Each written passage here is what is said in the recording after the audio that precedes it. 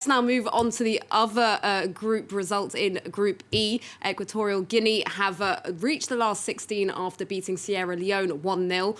Midfielder Pablo Gannet scored in the 38th minute. Sierra Leone needed a point to progress to the knockouts and were dealt a lifeline when they were awarded a penalty, though Kei Kamara's spot kick was saved by the goalkeeper.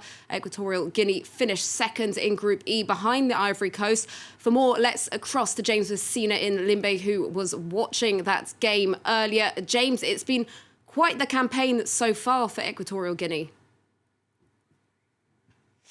Selena, we saw Equatorial Guinea, as you mentioned just before, beat Algeria in a 1-0 win. Well, they were fresh off that win, and you could see it again, once again today. They came in, dominated the game completely.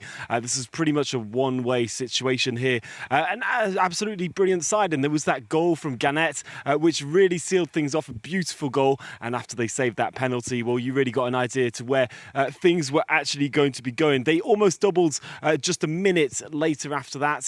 But unfortunately never managed to find that second goal for them. But for Sierra Leone, I think this is going to be really difficult because it's their first defeat in the tournament. They had a brilliant campaign. I mean, they managed to hold Algeria in that first game to an opening draw, which is a huge feat in itself, and then hold the Ivory Coast to a 2-2 draw as well. So today to lose against Equatorial Guinea, who let's say is of course a smaller team than the opponents that they'd faced before, will be hard to digest, and their players told us, of course, that they were disappointed. But once again, they leave the third time in the group stages, never managing yet to get to the knockout round. So for the third time leaving at this point, perhaps it'll be fourth time lucky for them.